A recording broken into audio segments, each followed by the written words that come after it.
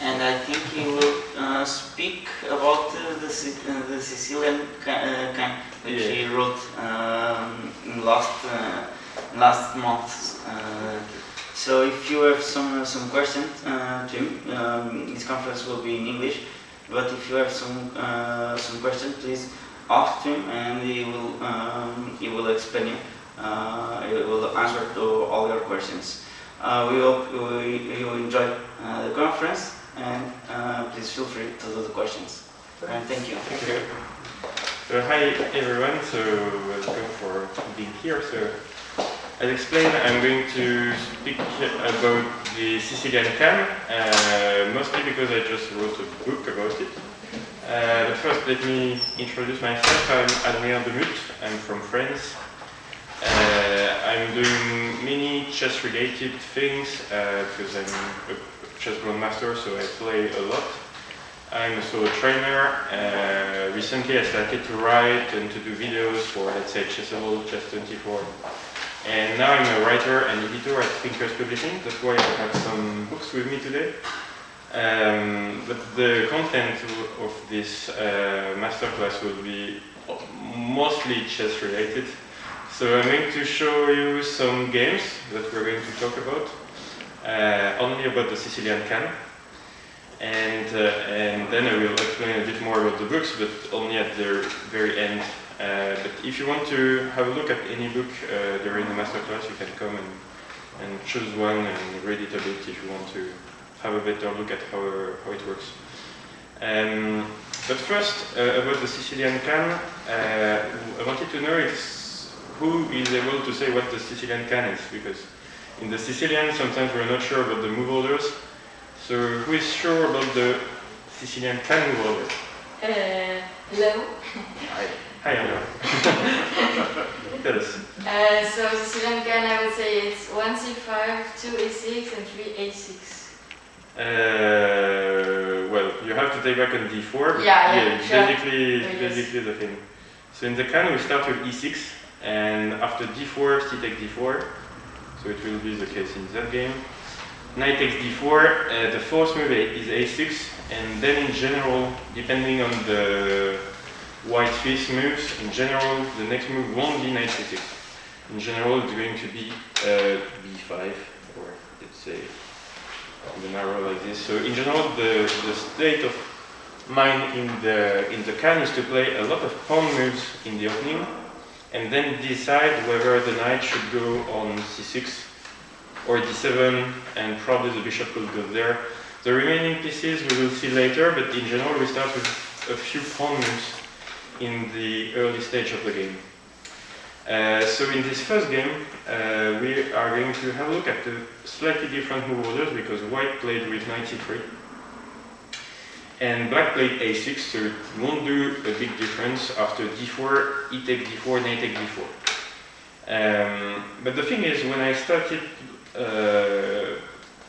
let's say, to interest about the openings, my past teachers used to tell me that against the can, white shouldn't develop so early the knight on c3.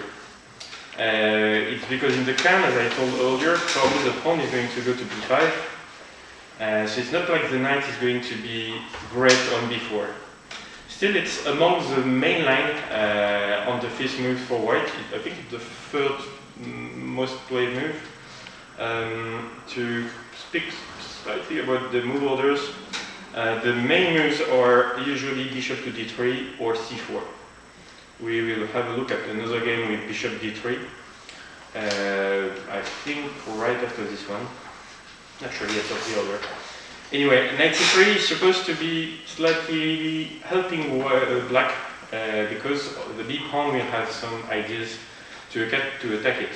So that's why this, let's say, logical move in the opening is not so popular in high-level games against the can. So, let's go back to... Yes? There's a system in the closed Sicilian where black plays a6 on move 2, and this transposes into this same position. So you're talking about knight c3, Yeah. a6, And now, yeah. and then knight f3, e6. Yeah, so Yeah. it's the same position. Yeah, that's one of the problems of this knight c3. That's why a6 is not so bad against knight c3. Well, against knight f3, the OKD is not supposed to be amazing for black. But again, this move order, there is this move, but there is also b5 on the next move, which is playable immediately. But yeah, I feel also as in the game, when he plays knight f3, e6, knight c3, it seems appealing to start with a6 because you, in case of d4, then you transpose into this variation. That was the case in the game. So in the game after b5, white started with a3. So to be sure to prevent b4, it's kind of important because when the bishop goes on b7 on the next move, then black gets d4 ideas to get the pawn on e4. So bishop b7, bishop to d3, then I will go a little bit further in the game. Queen b6, so in the book I won't advise queen b6, but very similar actually. I normally start with queen c7 immediately, and things are slightly different actually. After queen b6, usually white wants to go back with the knight, because in case of bishop to e3 there is bishop c5, which is a bit annoying. So the knight has to go back to b3, and then the queen goes directly back to c7. So it's the same, except the knight is on b3 instead of d4. So there are slight differences, but it's very similar in the middle game. I wanted to show this game, even if it's not the right move order I'm offering. Knight f6 is well timed because there is no e5. That's the point of having the queen on c7 to prevent e5. Bishop g5, and the first case question is coming soon for you. After d6, rook fd1, rook ad1, sorry, knight bd7, and king h1. So black hasn't decided yet where he's going to castle. He has both options opened. White is clearly intending to follow with f4, I think, with this move king h1. So he prepares f4, and then he will decide whether he goes f5 or e5, depending on the situation. But f4 is the next move for white. And how can you deal? There is something very powerful for black, powerful plan for black there. So what can you do with black?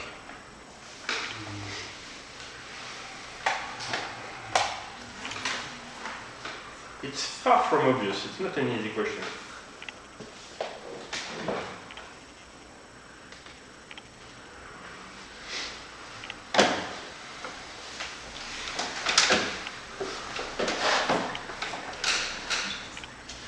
Yes? d5 to try and activate the bishop on b7.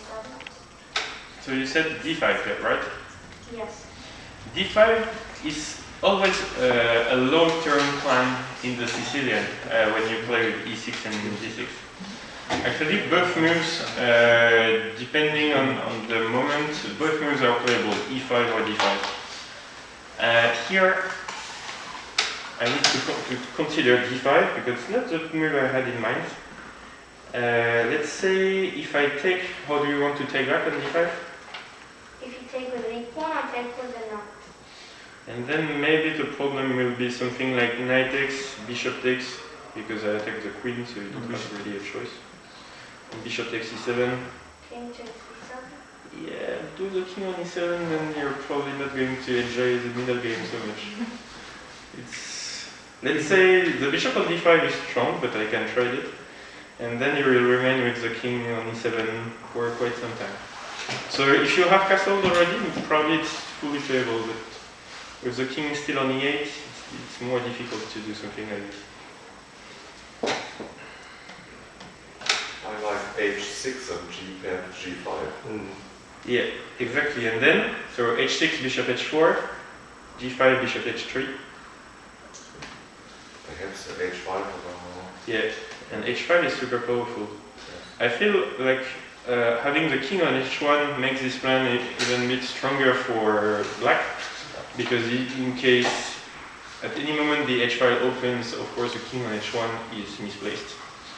So it's so logical to play this after king h1, And that's why, if we come back a bit earlier, I think king h1 was actually dubious because he should have gone f4 anyway. And then, in case of a check or in case of almost any move, king h1, and the king is safe too. It's not like there is a huge problem after f4 right now. So f4 was more logical to me. Still, he started with king h1, so h6, g5, and h5. So we'll see the problems because maybe you can consider that for the black king, it's a bit dangerous because long castling doesn't seem like a really great idea in this middle game. It's quite open on the queen side, and you can't really castle on the king side anymore. But the pressure on the king side is real for white. That's what we're going to see. So he needs to find something for the bishop. It's not clear he wants to play something passive like f3 because probably something like h4, h3, willing to little by little open this long diagonal and at some point maybe even g4 sacrifice. It's like the king on h1 seems really misplaced and maybe at the end we have this idea of pushing d5 finally to open the position. So the long diagonal in front of the white king on h1 is quite annoying. So he decided to go for h3 to prevent the advance of the h pawn until h3. h4, bishop h2, and now what do you do with black? How do you improve your position?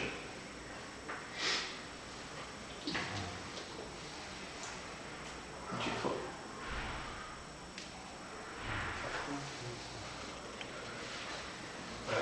I think you try to play on the back squares. So knight h5 comes to mind, or knight e5, something like this. Actually, he will play both moves in a row. So he started with knight e5, and I think the knight is perfect on e5. It's not really like black can take it with the bishop, getting this double e pawns, because in the end, you will probably manage to advance on g4, especially since if at any time black goes f3, there is knight h5, which is really annoying for the dark squares. So it's not likely f3 will be an option at any moment for white. So rook g8, intending g4 is strong for black. So he played f4, that's what his initial idea, so he eventually does it. And after e takes f4, he follows with your idea of with knight h5. So again, taking on e5 I think is awful because at the end g3 will be weak when we take back. So he went queen e3. Then the next move, or not so important to me, so he played a knight takes, queen takes. He eventually long castled because he considered that there is no problem on the queen side. He brings the knight back, and after knight d4, intending knight to f3, he follows with rook g8, knight f3. And again, quick question, how do you deal with the problems you have on the f5? That's the only problem in the position for black. You need to activate and you need to solve the problems on the f5. f5. f5 will come later, so. f5 is definitely an idea because there is something going on g2, so of course your f5 is probably even playable already, but he improved his position a little bit before. Yes?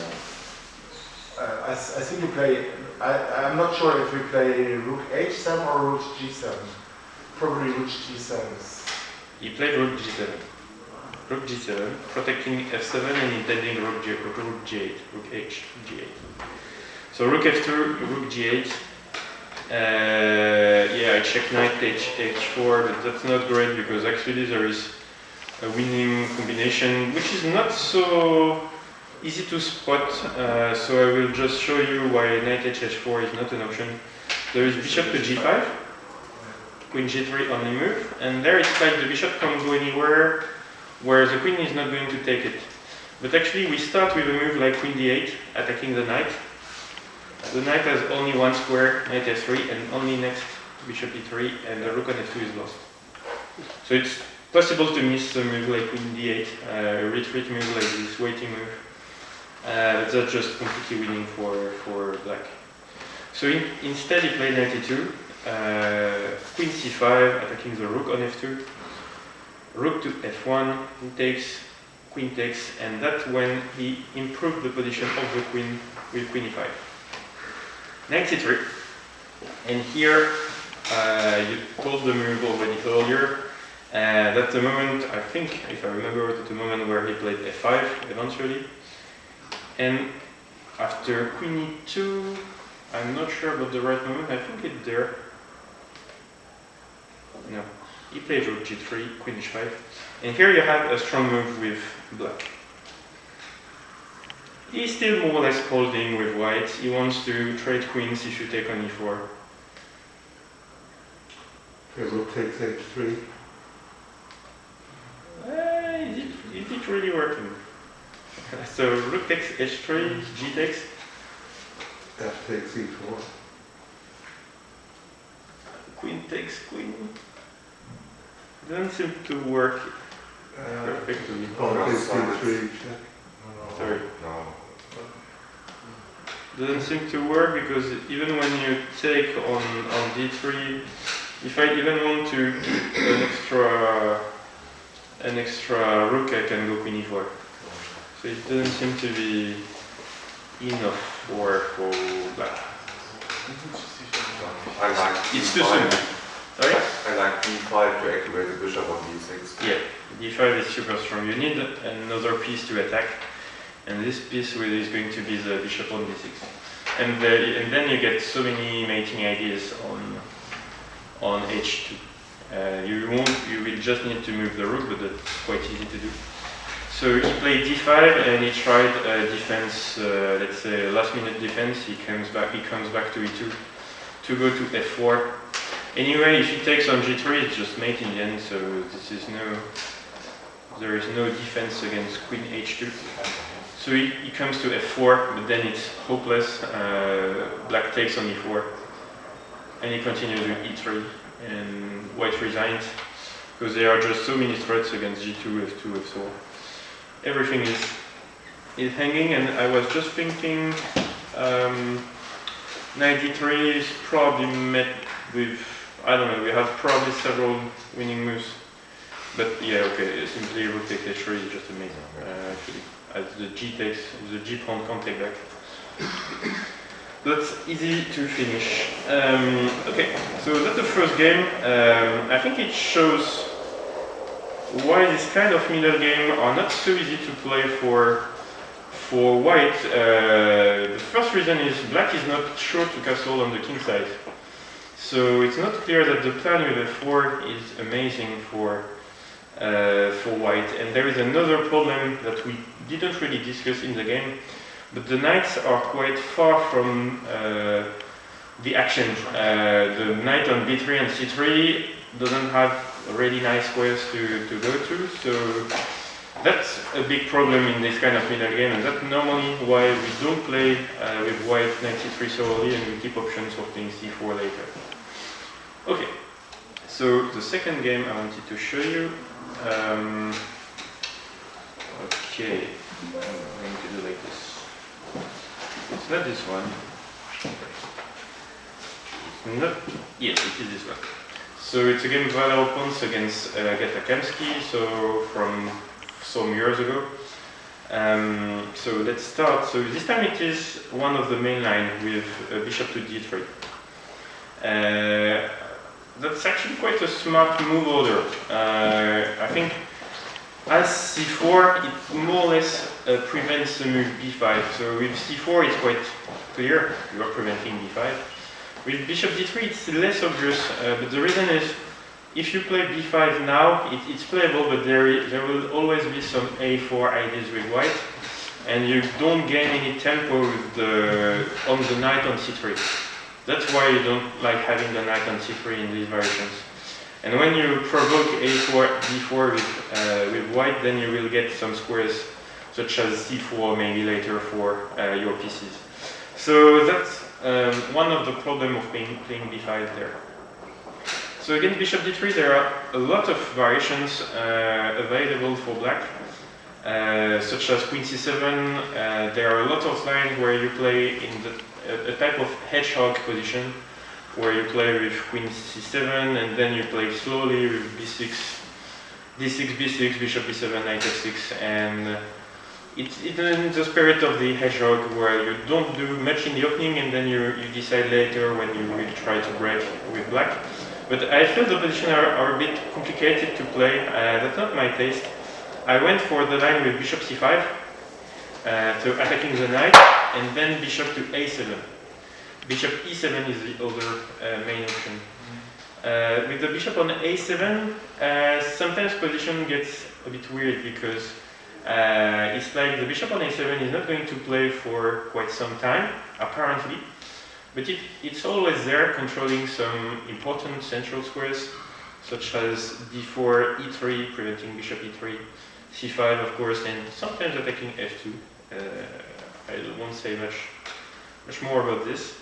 So queen g4 was played in the game. There are tons of moves: c4, knight c3, castle, bishop to d2 as well. There are many moves for white, but in this game he went for queen g4. I won't discuss the theoretical aspects. And black goes, as in some variations of the French defense, he goes with knight f6, not caring about the g7 pawn, doesn't want to play g6 and to weaken. So he starts with knight f6, attacking the queen, and who can say what happens after queen takes g7? That's actually quite a bad move. Yeah. Yes. Bishop takes f2. Yeah, we can do it immediately or after rook g8. It's the same actually. If white takes on g7, you will have this idea of bishop takes f2 check, because in the end, after rook g8, the queen has only one move to escape. It's h6. And the problem is clear now after knight g4. So you can do it now, or you can start with rook g8, bishop h6, queen h6, sorry, and bishop takes f2. Anyway, white will have to go king e1, so having taken on g7 was clearly wrong. If you need to play king d1 or king anywhere. You haven't gained a pawn, and the rook on g8 is active, the king is not able to castle anymore. So that's clearly a mistake. So of course, valuable pawns doesn't fall for it, so he goes on g3. Then after a few moves, d6, still impossible to take on g7 of course. Knight c3, knight to c6, bishop g5. Bishop g5 is not so, actually this is the main line. The idea is a bit weird, because after h6 the bishop goes back to d2. So you can be like, why don't you go back directly to d2 instead of forcing h6?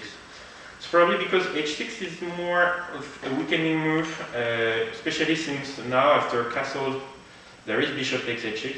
That's the first problem.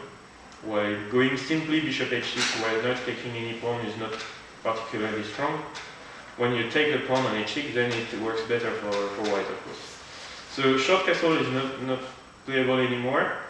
And in the long term, you can have the ideas, if white doesn't castle, if black doesn't castle, sorry, to take at some point. If you have managed to castle first with white, then you can take both pawns on g7 and h6.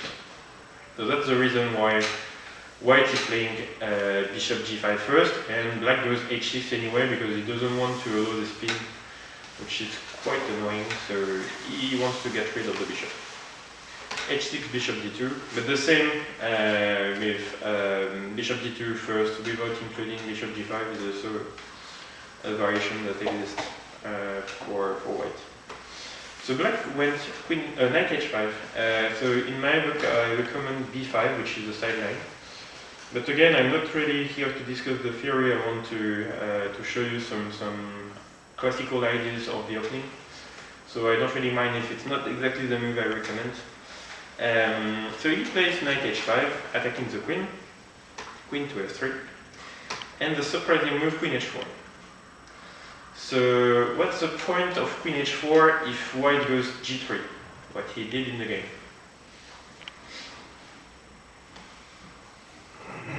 Looks very strange at first sight, I think.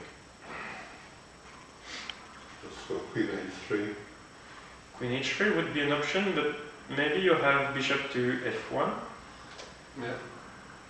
It's complicated. Looks like we trapped our own queen, so... Rook e5. No, rook knight e5. Yeah. So at what moment? After queen h3, bishop f1, or After g3. after g3 immediately? So yeah. So he played g3, knight e5. Exactly. So that in case of g takes queen, there is knight takes f3 check. Then taking back on h4. So that's red for white, for black. Sorry. So he played queen e2. And what's next? Then you get another option with black. Yeah. Very simple one. Queen g4. Queen g4. It's not something very, very difficult.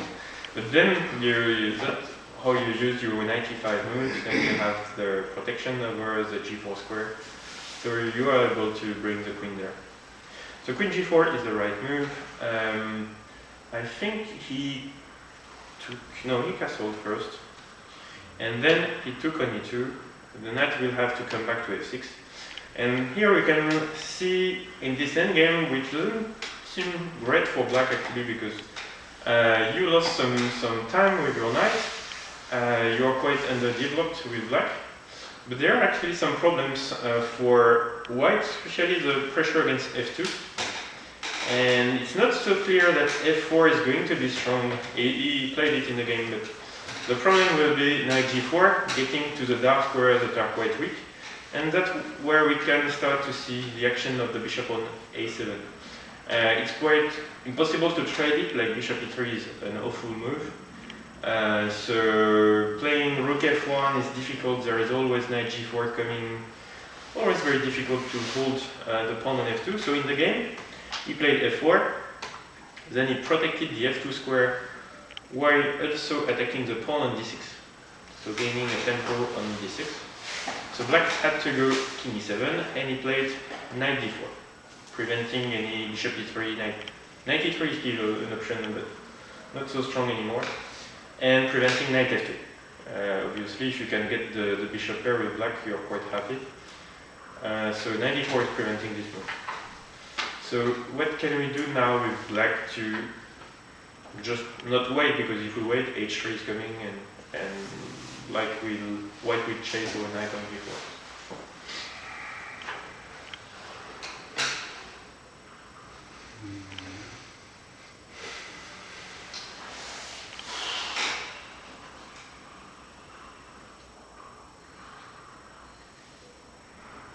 We need some active continuation. e5. Sorry? e5. Yeah. e5 is the right moment. Even with the king on e7, it's possible to... It's dangerous, let's say, but it's possible to open the position and to invite white to bring his knight to these squares to do some checks, because we can always take them. And the king is actually not suffering much on e7.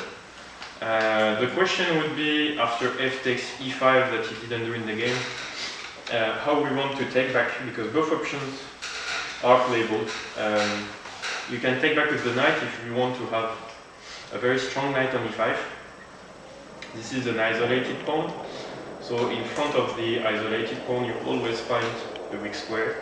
So that's perfect because we already have a knight on the weak square, and I think we will develop probably even with bishop e6, because we don't mind knight takes, f takes.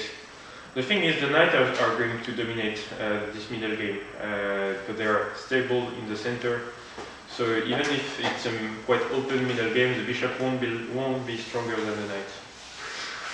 Or you can take back with the pawn, keeping a healthy pawn structure, and then wondering whether you should go bishop e6, knight e3, depends. Why I like maybe less this option is because of the possibilities of bishop b4 at some point. I feel maybe the king on e7 is a bit awkward in this situation, so yeah, that's why I think I would probably take back with the knight, but it's up to anybody to choose, I think. So anyway, he played knight f5, check, and of course you need to take it. He takes, and then he plays knight e3. Of course, there is a fork, and rook to d3. And it didn't even go for knight takes f5. I think after knight takes f5, maybe black is having some problems. Again, the same ideas with f takes e5, opening the position in front of our king. Maybe g4 will be an option at some point. So I'm thinking f takes e5 followed with g4 and then some play against our king. There are definitely some compensation for white. That's what I think he was dreaming of. But what can you do? What kind of setup can you organize, and what can you do with black? There is something quite powerful now with black. Bishop d4. Bishop d4 is maybe not stable enough, I would say. Rook c8. Sorry? Rook c8. Rook c8, I can still, so you're pinning the knight on c3, that's something quite nice. But still I think I can start by taking on e5. And then maybe bishop e3 is annoying, no? Bishop f2, I mean. Bishop f2, pinning the knight on e3. Because this time there is a problem. So maybe you could have played the other rook on c8. I decided to put this one. So I'm the one to blame. So maybe it's already slightly better. But still, I feel it's more playable than the game. There is something much stronger than rook c8. Well, the first thing I would think is about e4, d5, d4. Yes. Anyway, yeah, exactly. e4, you want to have a close position. You are playing against a pair of bishops. So the more the position is close, normally, the easier it is to play with knights.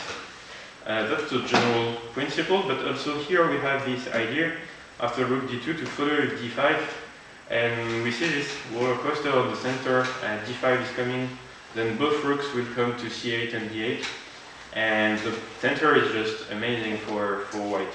Oh, sorry, for black, of course. So he played g4, but the situation is already almost hopeless. d4, knight d1, knight takes g4. So that's just falling apart. He just managed to find something to complicate.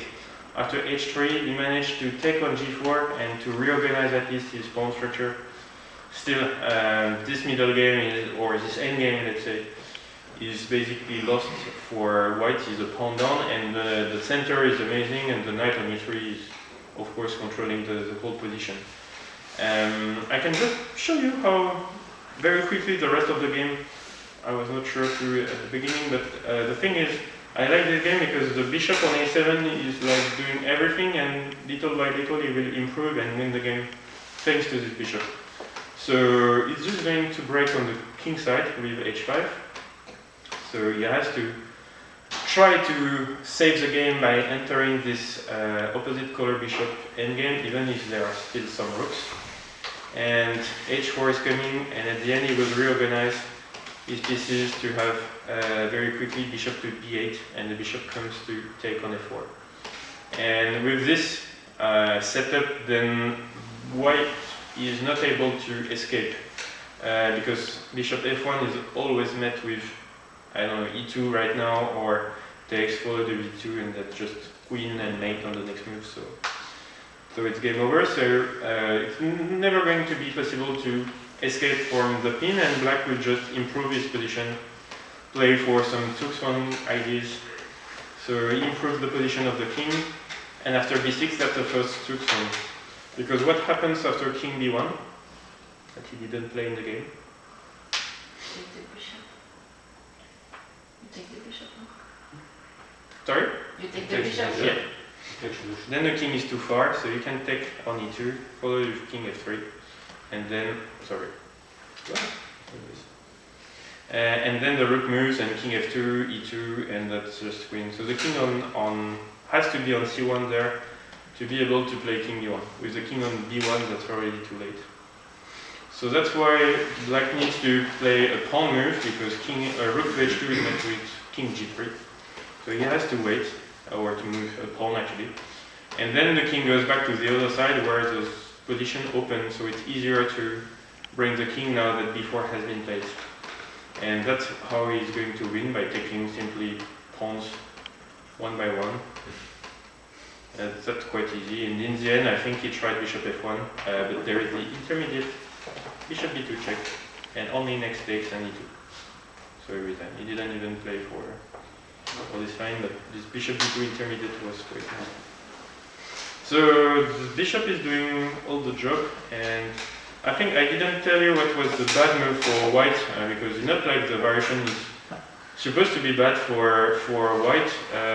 Actually, I think the mistake was already f4. I think he should have done something like very passive at the beginning, like rook df1. So hard to play such moves, but rook df1, and in case of knight g4, then bishop e1, and then he intends to play h3 and to chase the knight. But that looks quite passive, and anyway black can go bishop d7 or b5, and he still keeps a healthy position, so it's not like the position is bad for black either. But f4 was actually quite a bad mistake. Okay, so for the main lines of the open Sicilian can, that's basically it, or what we're going to see. I wanted to show you some sidelines. So the game, I have another game of Gatakamsky, but the other game I want to show you is this one. That's two games into one. It's the variations where white decides not to play d4. There are some typical variations after e6 that black should know. b3 is one of them. In this game I chose to have a look at g3. I think a lot of players, they like doing it, especially against e6, because they consider it harder for black to react on the center, because of the variation of the game, but that's not exactly true. And that's also sometimes transposing into some variations of the French defense.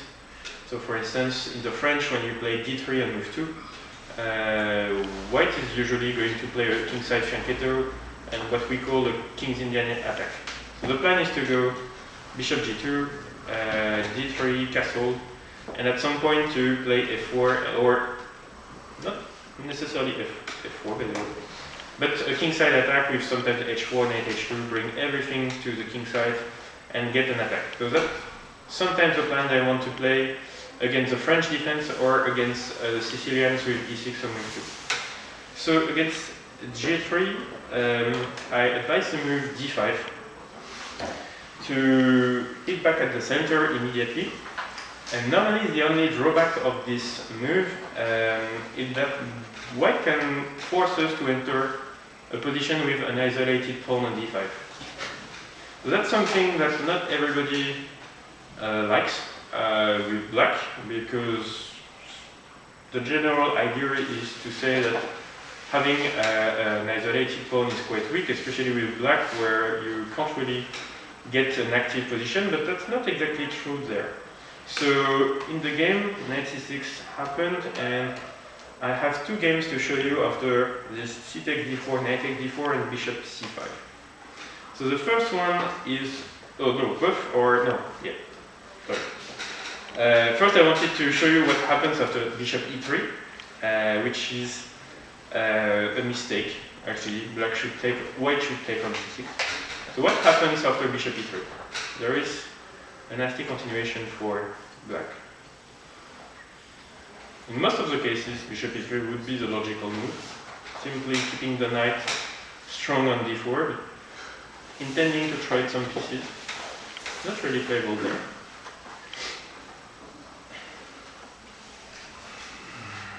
Queen a5. Queen b6. Queen b6 isn't the full reason. Queen b6.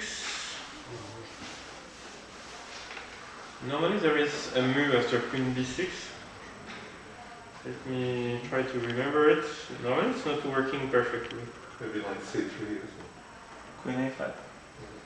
Queen a5 is also met with c3. Queen b6. Knight takes d4 and then? Bishop takes d4, queen b6.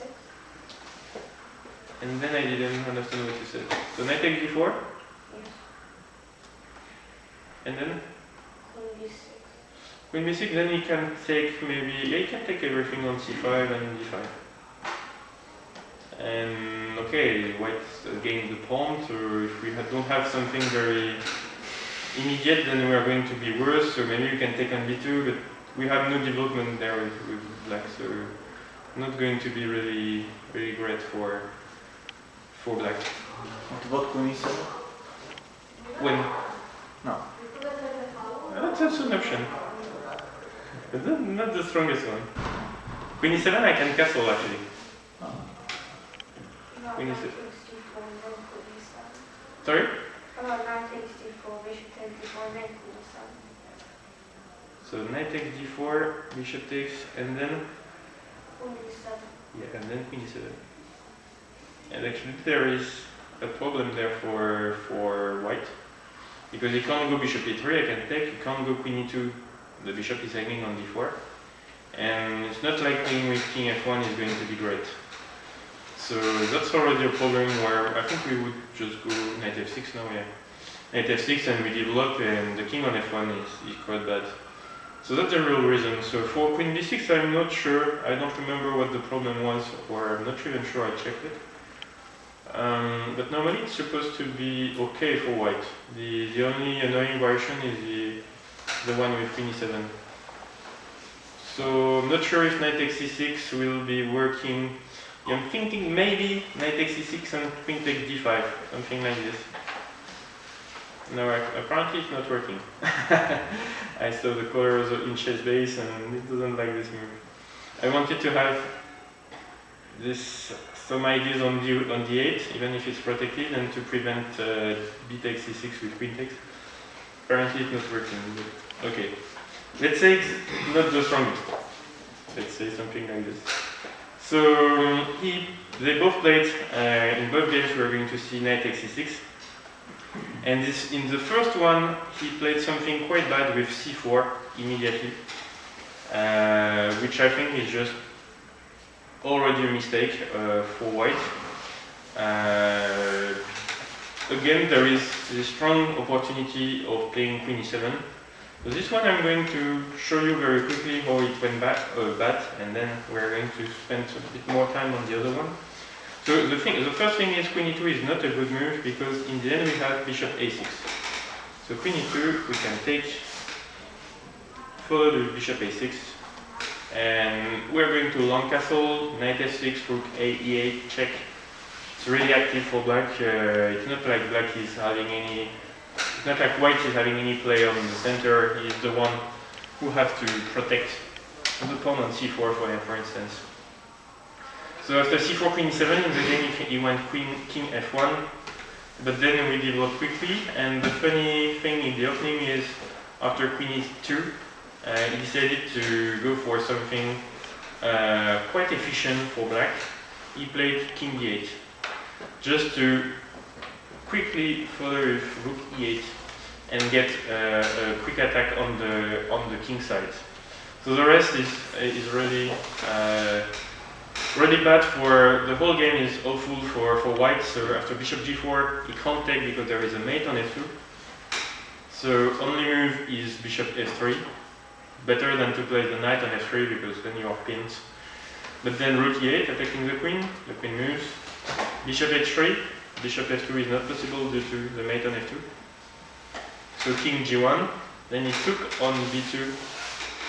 Here the funny thing is after rook b1 you can simply go rook b8 because there is a mate anyway on e1, so it's not mate exactly, but when you take something like this after rook takes b2, it's hopeless for white because you attack f2 with a mating idea, the same goes for f1. It's not possible to protect both. The king on g1 is just staying there, hopeless. For instance, bishop e2 you can take on f1 and then on f2. It's kind of nasty mate in the end. And in the game it's even worse, so I felt. So he played rook d1, and how do you finish the game?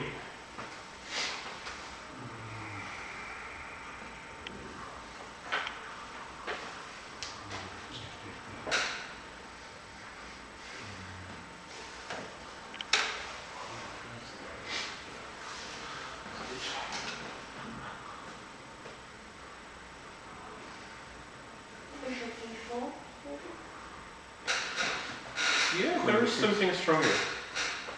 Queen b6.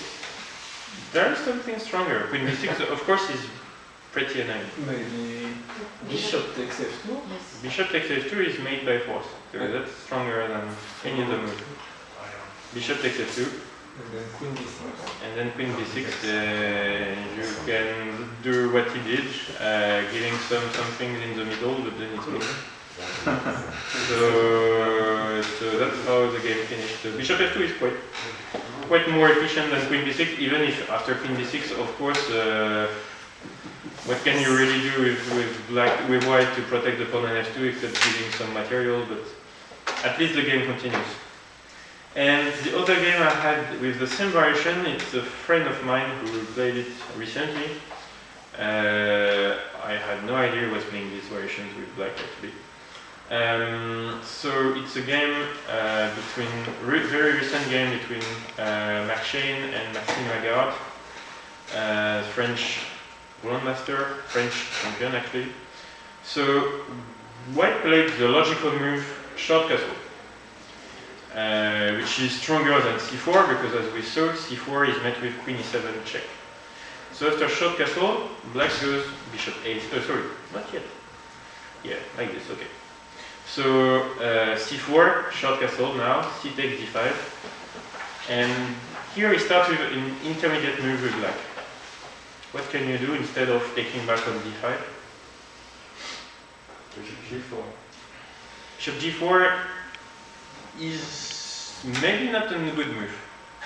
I was going to say interesting, but maybe there is queen c2. Bishop a6 now? Yes, bishop a6 is stronger. Queen c2 is annoying because this one is hanging, so you have to move it back to b6, and there is no follow-up for black, I think. But bishop a6 is very different because f1 is hanging, and sometimes I wonder if it's working there. I'm not sure actually. I didn't check it. You have some options like taking on f2 sometimes, but shouldn't work there. No, let's say the thing is we can take on f1, and this position isn't great for white, even if he has this strong pawn on c6 for quite some time. It's not supposed to be great for him. But let's also queen b6 is a what is this now? Queen b6 is probably an option I would have said, even if the computer doesn't seem to agree. But I see some problems like queen b6 or bishop takes f1 immediately. Position is not supposed to be good for white. That's why Marc Shane played rook to e1. Then he took back on d5 because if he goes queen b6, there is probably bishop e3 to trade and get to a playable position. So he played he takes d5, knight c3. Queen to b6, and here he went bishop e3, which is a losing mistake. So what's white point, and how do you play with white? With black, sorry. You have to find a good move with black while thinking to the best response by white, otherwise you're missing something. White has an idea. d4. Knight a4. No, d4. Yeah, d4, knight a4. And take on position. Perfect. Marc Shane missed it in the game. That's a bit crazy, I think, but still Marc Shane missed it. So that's the game. And knight a4 was played, and after d takes e3, he took the queen on the b6. But that's the only, I think there is no other option than to go knight a4. Otherwise, it's like you're just losing a piece. So there is no other option. Taking on a8 is anyway completely lost, I think, after d takes e3, taking on f2. You have to take back, and you can take back immediately on e3, or first take on a8. Anyway, the situation is hopeless for white. I guess you take on e3. So he played knight a4 to try to have knight takes e5 followed with bishop takes d4, more or less the only move. But indeed, d takes e3 was played in the game. Knight takes queen, e takes f2 check, so the pawn is taking everything. king h1 only move, queen only one, and bishop takes back on d6. So right now we have a rook, a bishop, and a knight for the queen. We take the exchange back on a8, so it's 3 pieces for the queen. So it's basically more or less balanced, let's say at least the material. The problem is we have already a mating threat, bishop b7 would be mate. So he has to stop it somehow, so he plays h3. There were other moves such as king g2, but okay, h3 is, let's say, the most logical to get to h2. How do you continue or finish this game? The game has 2 more moves.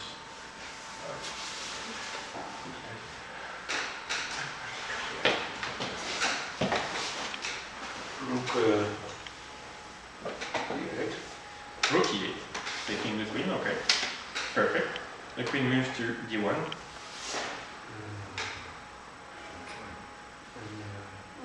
Rook e2.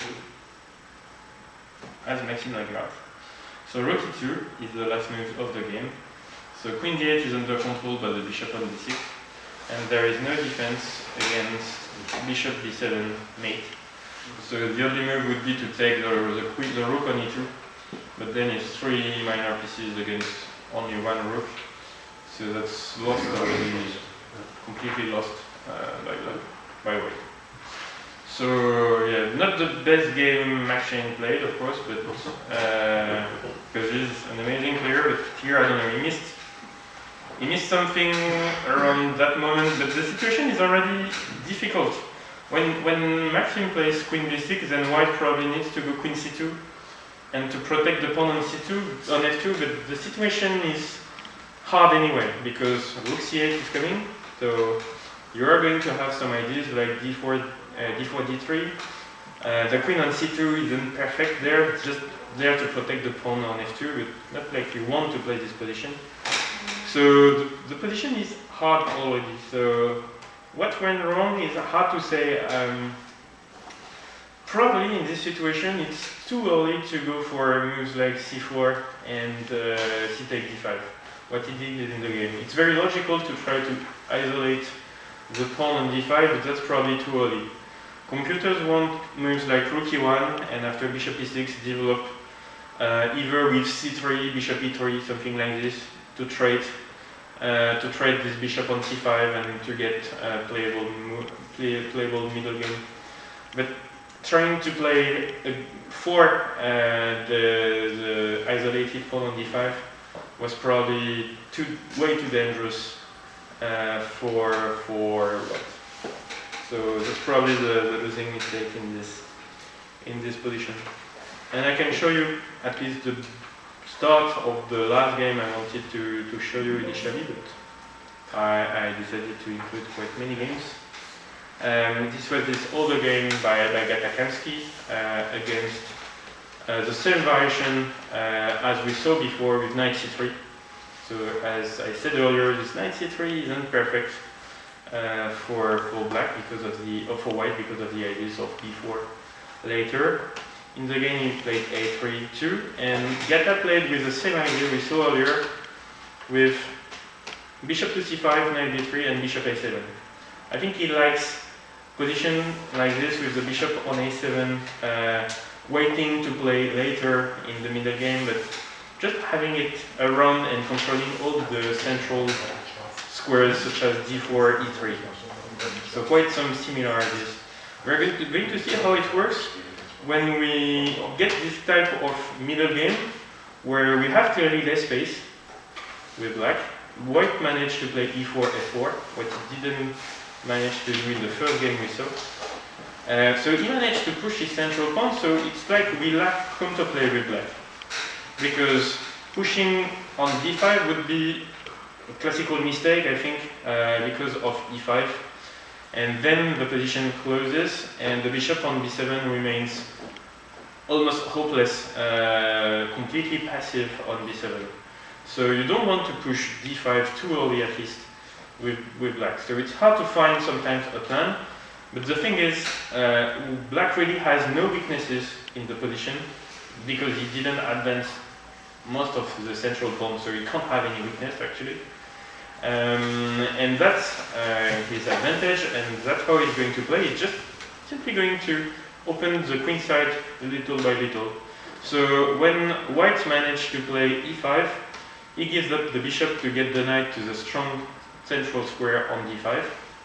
So he doesn't have the bishop pair, and we can't really say that white has an awful pawn structure because he can easily trade. But this type of middle game are so hard to play. The bishop on b7 is a monster, and white is not able to attack anywhere in the position. d5 is under control, e6 and d7 are great. And the way he played with black is really instructive. Here he castled because queen takes e3 is met with rook c8, and then he gets his piece back, and he remains with the amazing bishop on b7. So bishop to b3 has been played. Instead, some mating threat, put the queen on g2, and then he will improve the position of his pieces. Knight e4, and the next two moves, if you have time, or next three moves, so let's say, are a4, rook c8, rook b8, play on the open files. And that's what he did in the game. Rook c8 attacking the pawn on c2. He drives the knight back to better squares, rook b8. So he's trying to defend against the pressure against the pawn on g2, but there is absolutely no play for white. Here we can mention the trick with bishop takes b3 and queen takes. I think it's quite easy to spot, but there is queen takes f3, g takes and bishop takes, then gaining everything because the queen is hanging and rook g2 is the only move.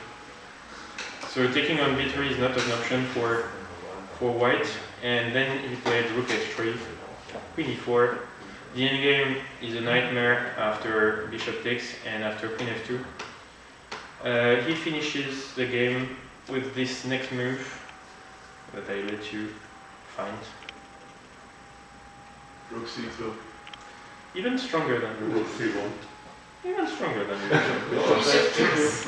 Sorry? Bishop takes. Bishop takes g2. Bishop takes g2 is amazing.